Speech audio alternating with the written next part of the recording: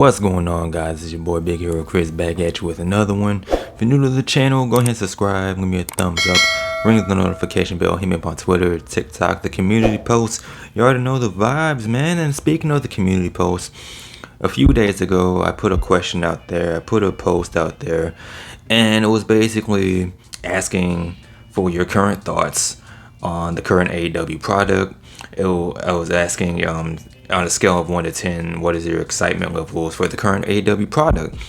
And I got quite a few responses, so I figured, it's content. I'm a content creator. Why not make a video about it? So shout out to everybody that answered the question. You will be featured. You are now my elite employees. Anyway, so let's get into these questions, man. And at the end, I'm going to leave my thoughts as well. Let's start off with Stephen Stewart 856. He gives it a 7. The in-ring is much more my taste. Although WWE is moving more towards that style, I would score higher. If the storylines were properly thought out, like in their first couple years, and they reduced their roster by about 30%, I've started enjoying WWE again as well since Triple H has taken over creative. And that's very understandable because when AEW first started, WWE was in a much different spot, a much different place as far as their creative was going. Vince McMahon was running things and he was off his rocker. He was giving us stuff like Roman Reigns with dog food on him, Roman Reigns fighting a dude in a dog suit, Shayna Baszler running from a Lily doll, The Miz and John Morrison doing Nickelodeon skits with Braun Strowman. So it was very understandable how people were just begging for something different, and AEW was able to provide us with something different. But now the tables have kind of turned. Triple H has taken over. The storylines are a lot better. They're getting more focused on the in-ring as well as the sports entertainment stuff. So it's very understandable. So the next comment comes from J Burris 100. He rates it a 9. I enjoy their matches, their wrestlers, and the way they book certain angles. Could it be better? Absolutely. But instead of complaining everything negative about it, I look at all the positive, in which my opinion outweighs the negative. And that's a pretty cool way of looking at things, because that's kind of how I base my enjoyment of wrestling. Yes, there is things that AEW can improve upon, but there's also good things there as well. So, I very much agree with you, Jay Burris. So the next comment comes from Sam Azil Club. Love AEW. Alright, cool. I also love AEW, so that's cool. So the next one comes from Alternative 7586. Currently, ? The in-ring action is great. Storylines could use some work. Swerve should be presented as the main event. I'm actually going to Forbidden Door with my friend. I hope it is good. I went to World's End. God bless you. Because World's End was 2 packs of ass. But hopefully Forbidden Door is going to be a whole lot better, man. I hope you have fun at the show with your friend. And yeah, man, the in-ring action is one of the best parts about AEW. The tagline is we're the best wrestler, so you gotta live up to that tagline. And I do agree that Swerve should be presented as your main event because he is your champion. I'm kind of old school in my thinking, and my mindset is always your champion, no matter what show, no matter what brand, should always be priority. He should always be the top. He should always be the main event. He should always be top of the card. So I agree. Have fun at Forbidden Door, buddy old pal. Next one comes from the Nate 87. I'm assuming you were born in 1987, Nate. Nate says about a 3 right now. I've cut back on watching Collision and Dynamite because I'm not really enjoying it at the moment. Hey man, there's a lot of people that have cut back from watching AEW. I've seen it from content creators. I've seen it from people on Twitter, people I've interacted with on Facebook. Wrestling fans I know in real life say that they don't really watch AEW like that.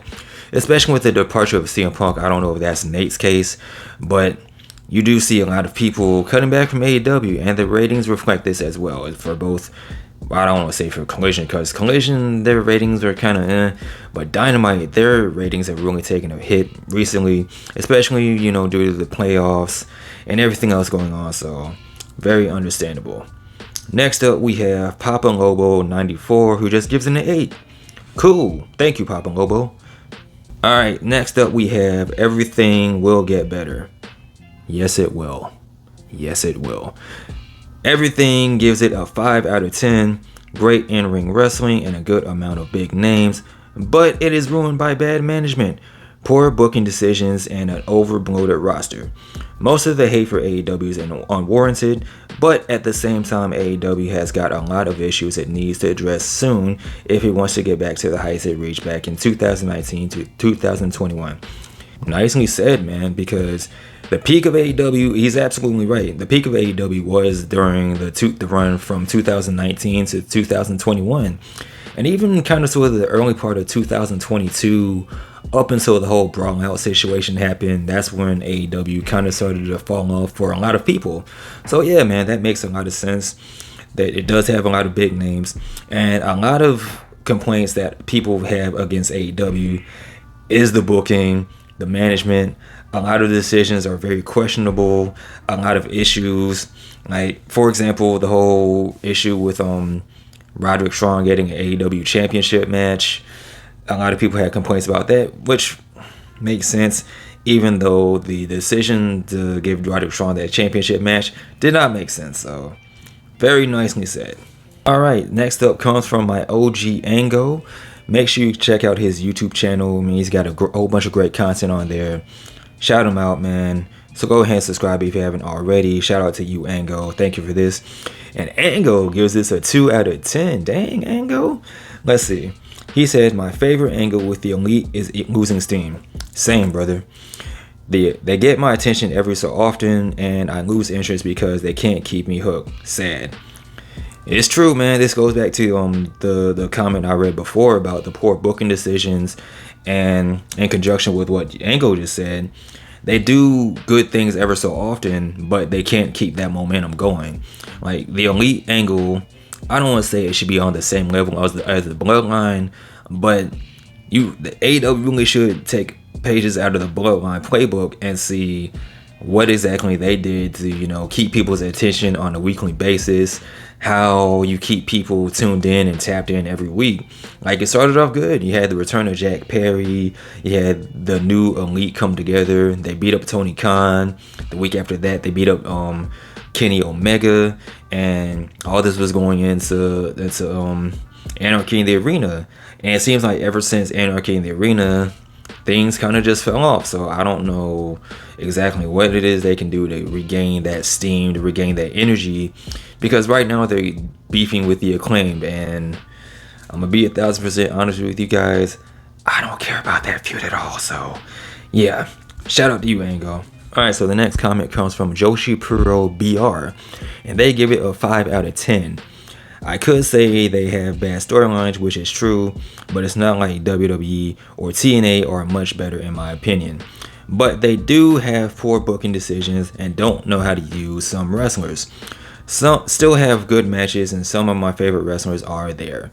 So yeah, once again, it goes back to the booking. A lot of people's issue with AEW is the poor booking, the storylines, and this person brought up the fact that a lot of the wrestlers aren't being used properly.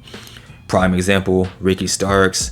You have Ethan Page in NXT right now, and this dude went from being just a dude hanging out in Ring of Honor to the top storyline in NXT in a matter of 2 weeks. So yeah, a lot of poor booking, mismanagement of wrestlers.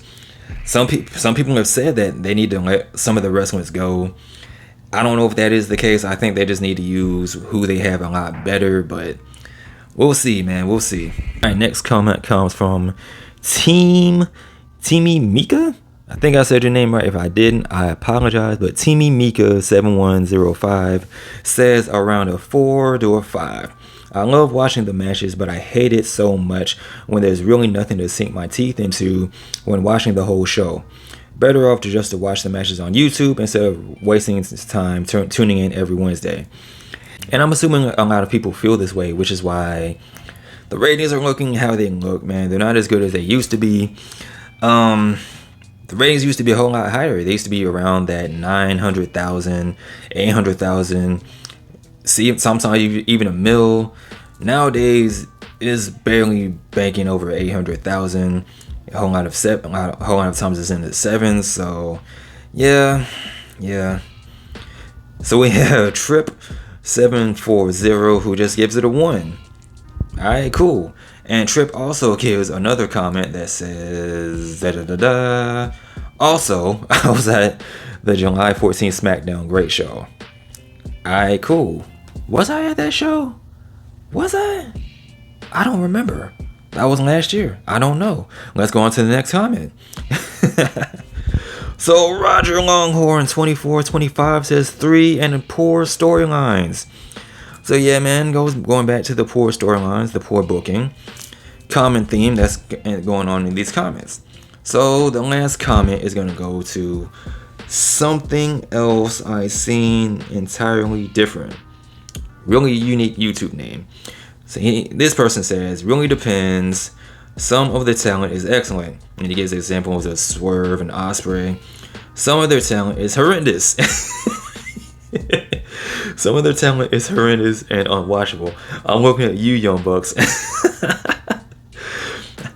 And some of the talent has potential but do stupidly dangerous shit. Darby. Shout out to Darby on that bus.